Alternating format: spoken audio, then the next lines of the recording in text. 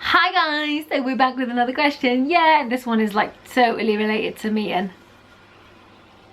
Mr. Khan over here. So well, we're doing a lot that are related to both of us, but you know, because why would you say that? You just cut me off totally.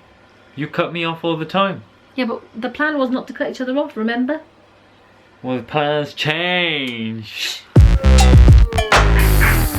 This question is titled Interracial Relationship Advice. Okay, so let's get started. Okay, let's go. Ready? 1, 2, 3. Okay, are we going? Let's go. Hi Dina and Sid, hope you're both well and hope little Hannah is great, inshallah. Hannah, how are you? Warning, this email is quite lengthy. Lol. Like Dina, I'm also half Egyptian and half Caucasian. In my case, it's not British, I'm Canadian. The guy I'm interested in marrying is of the exact same background as Sid, Pakistani with family originating from Peshawar province. Not quite, but almost. Yeah, pretty much. That's my mum's side. Yeah, okay, so just some for your informations. We both go to university together, are in the same program. However, I'm 1 year younger than him. I'm 20. Like you guys, I'm not interested in the whole relationship thing. Rather, I want to be serious and as halal as possible. I have told my mum already and she really likes him, which is so helpful. But like your situation, I'm... What? Dirtied. I'm dirtied about my father. I think she means she's worried about her father. He is your typical Egyptian, stubborn, protective and not easy to persuade. He does not have anything wrong with culture, but of course, me being the oldest and the only daughter, he is uber protective of me. How did you convince your father, Dina? I know it took you a long time and inshallah I'm hoping 4 years won't be how long it takes. Whoa. Sid, how did you convince her father to do so? I know you both briefly touched upon it, but I'm still at a crossroads. Any advice would help. Thanks so much. Basically, right, it did take 3 years, or was it 4? It did take 3 to 4 years for us to persuade my daddy, and it was kind of a similar situation to you where I'm actually the oldest, even though I'm a twin, but I'm the older twin, and I was the first. She's the oldest by 10 seconds or something. 3 seconds. 3? Yeah. Whoa, they flew out. No, it was C-section. Anyway. Oh. Also, I was the first to get married, and I was the first to even mention marriage or like even consider it, kind of thing.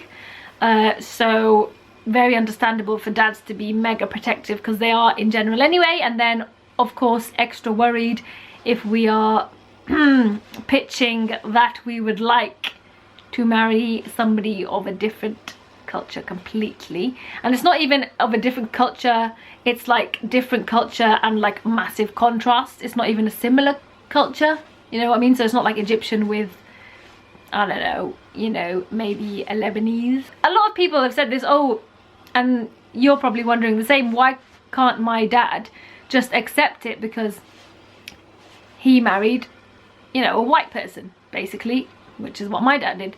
And the thing with that is, I understand why, and it's because, and I said this like 100 times, the Pakistani culture and traditions is so strong, and they keep their traditions and culture strong for years and years and years, and it's been strong for ages, and so it can be very dominating in a relationship, basically, and that's why our dads are worried about it.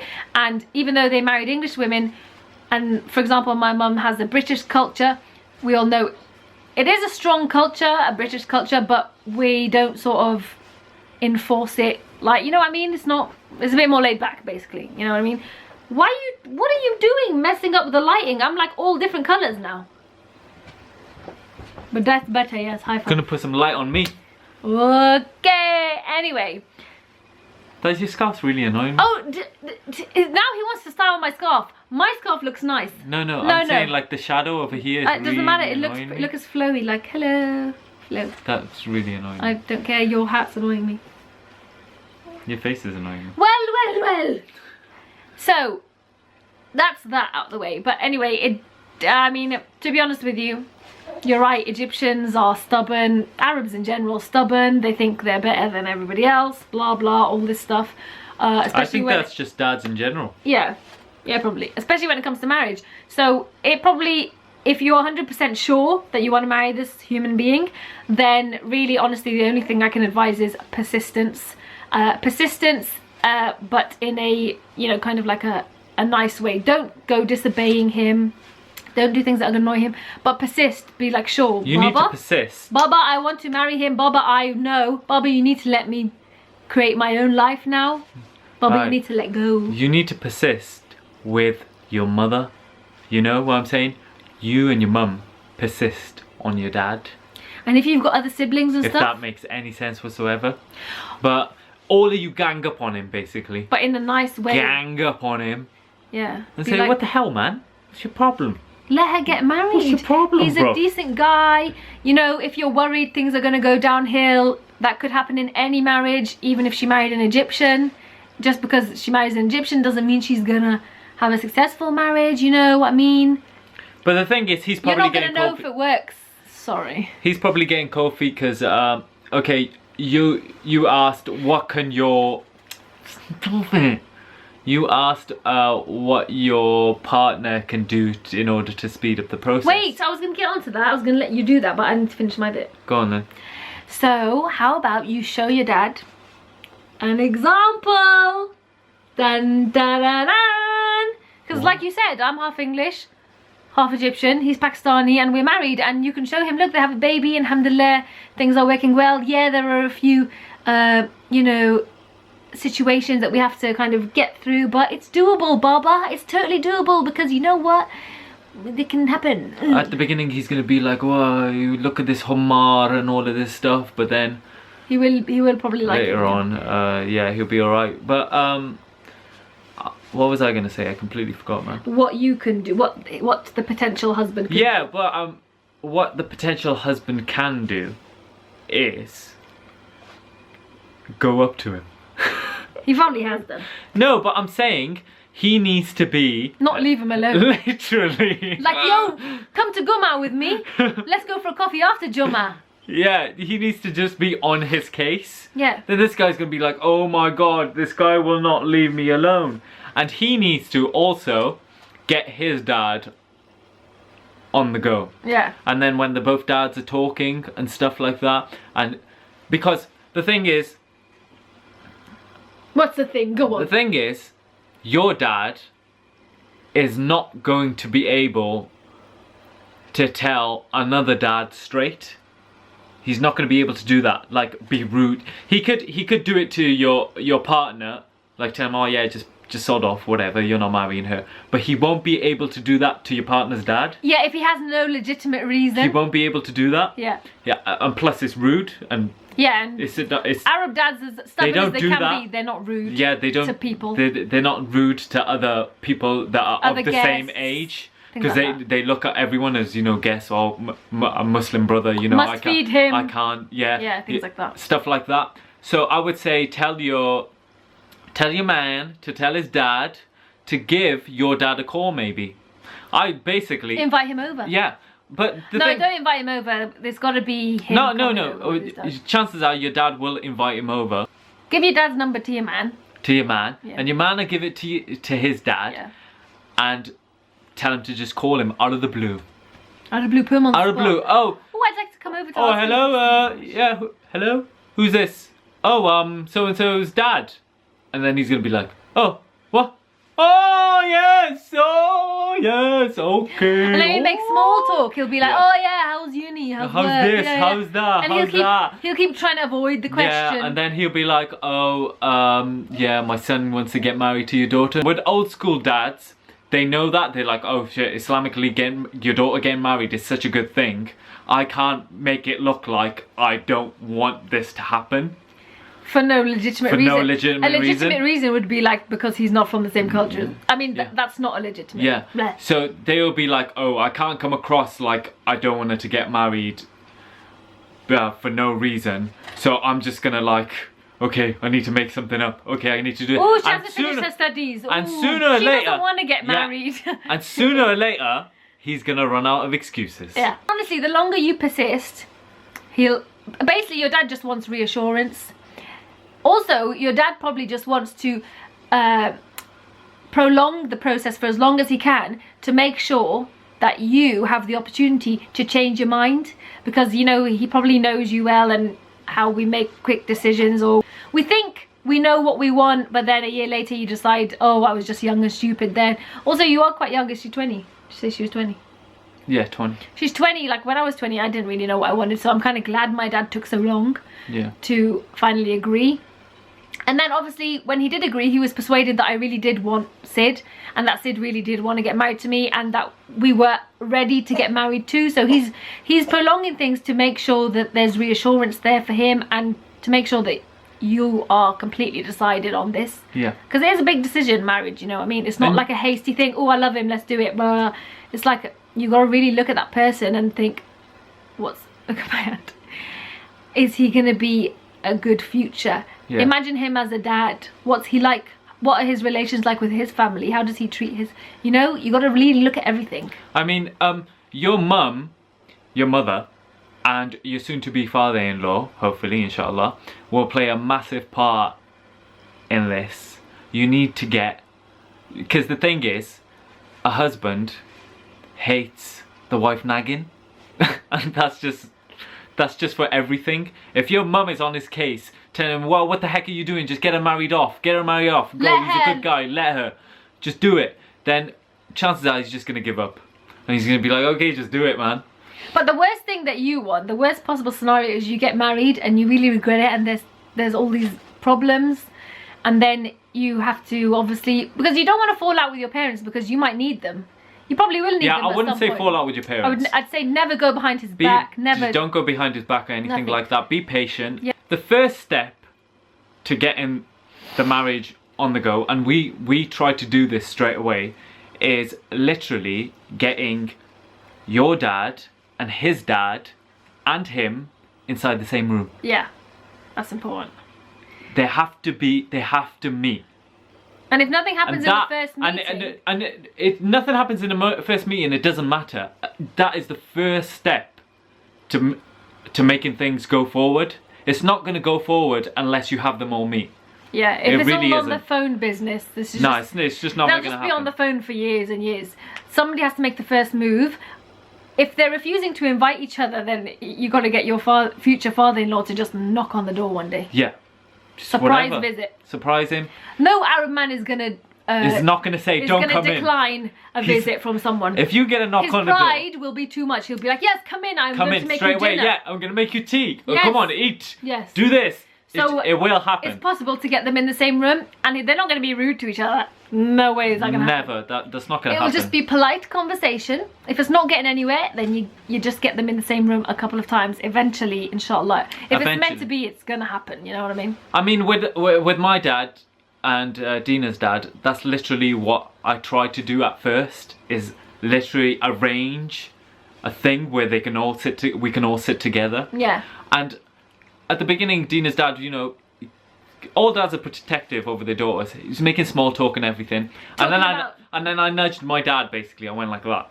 Yeah. And he was like, oh, so you know why we're here? My son wants to marry your daughter. And then he was like, oh, okay. And it basically went from there. When you do get that first conversation happening, inshallah, then make sure all the agreements and all that stuff is on your dad's terms. So, you know, whatever his requirements are, kind of, you know, dowry, well, unless it's ridiculous, obviously. Yeah. You don't want him to be bitter about the situation. If you make it on his terms, he's like, oh, okay, yeah, everything's going the way I want it to. Yeah, because anyway, it should be on his terms and your parents' terms, because they're giving their daughter, like their daughter's leaving them to go and make a life, go and have babies, go and be the wife of like another guy, you know, of a guy, and it's a big thing to give your daughter away. So do it on their terms, as long as they're fair, obviously. If they're asking for like £100,000 dowry and shit like that, then, you know, you're pretty much screwed. Nobody's marrying you. Yeah, obviously he's doing that. If he does that, then he's doing that to take the piss. But I wouldn't be too hard on your dad. Yeah. Just try and be nice.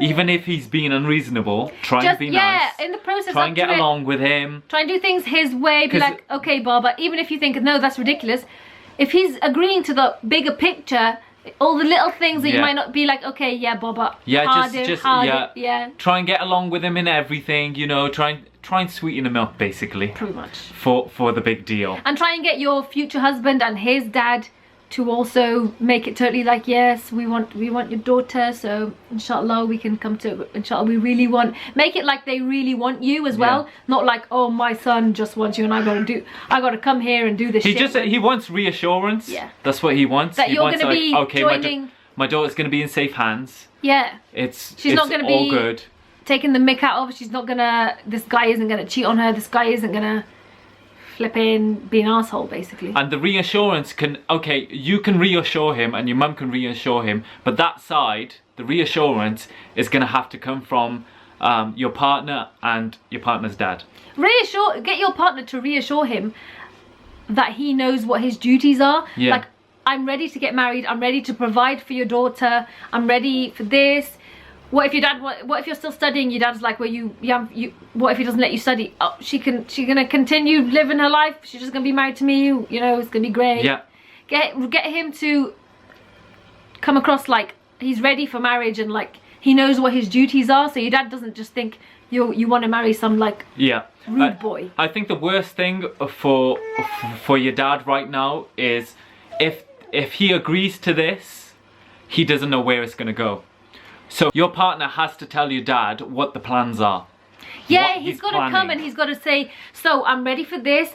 I'd like to have the wedding in this summer. I've saved up this much. I've got a place. I can provide for this. I've got a job. I've got a bar. I've got this. I've got that. I've got this. Because your dad, he's probably thinking a million things, and he's obviously thinking as well, if this all breaks down, I don't want to be picking up the pieces either. Worst of all, he doesn't want it to break down for you. He wants you to be happy at the end of the day. He wants you to be happy, but he wants obviously the marriage to survive. If the marriage does not survive, he's kicking himself basically. He doesn't want that to happen. Yeah, he doesn't want, that's the worst thing in his eyes. But what he obviously has to understand is that really it could all go downhill with any marriage, whether with any guy you bring or any guy that he might suggest could turn out to be a freak and the marriage could not work. But don't tell him that.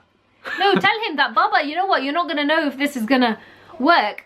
I'm not going to know with any marriage unless I get married, and then either way it's going to be too late with any person. Yeah, so the thing is, he's not going to know, but you're going to know more than him because you know the person that you're going to get married to. Yeah, you know. So the chances are every thought that he's got in his mind isn't accurate at all. You've got more of an accurate thought process and everything because you know your soon-to-be husband. But please still take into consideration, however much you think you know your future husband, you're going to be in for the shock of your life in the first year of marriage. However much you think you know him. We always say this. Yeah, but like literally be prepared for that. I know you, even as you're hearing this, you're thinking, no, I know him. I really, really know him. No, you don't know him. No, you don't know him. Trust me. And he doesn't know you. No. We thought we really He doesn't know you. He'll be don't. in a shock for his life as well. Yeah. Of his life. But basically, the key to it is persistence from everyone, and in a good way, of course. Don't be ever undermining your dad, making him feel small. Yeah. Don't undermine him. The thing is, just kiss ass as much as possible. Just remember, your dad's the boss. Yeah, okay? You need to make him the boss in order to get over this. Yeah. And once you're over this and married and everything, and you have a kid, inshallah, you could just be like, yeah, dad, whatever, man. They'll be the best of friends, inshallah. They'll be the best of friends and they'll be able to get on and it'll be fantastic.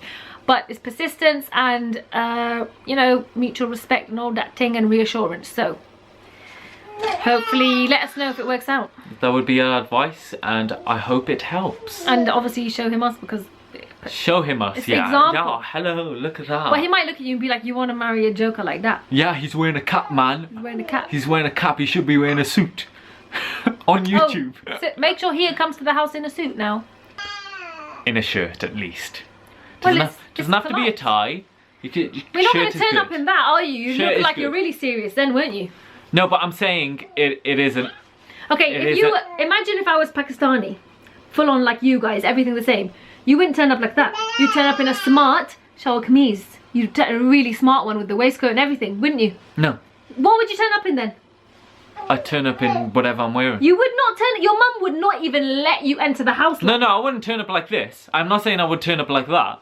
I'm not saying I would turn up. I didn't say that. Yeah, so how would you turn up? I wouldn't dress up in a shirt. I wouldn't. What would you wear then? I wouldn't. So what would you wear? I just look decent. I wouldn't dress up in a shirt. Okay, it doesn't have to be a suit and a shirt. It could be a smart No, sweater. it has to be. This is what I'm saying. This is what I'm saying. You're not getting it. No, it could be a smart you go into a sweater, No, smart trousers. no. He's an Egyptian dad. Turn up in a damn shirt. I'm a stylist, John. Turn up in a shirt.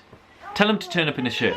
But don't have it open all the way down No, here. turn up in a shirt. Just the top button undone, yeah? Some formal trousers and some shoes. Smart shoes. Not the shoes that come out like clown shoes. Please don't do that. Yeah, and don't have loads of bling and all that thing. No, don't. Don't make it look like he's a show off, like I got loads of money, because... No bling, no nothing. Dads don't fall for Just that. casual. Yeah. Just casual. And make sure when he comes in the house, he's like, he goes to take his shoes off.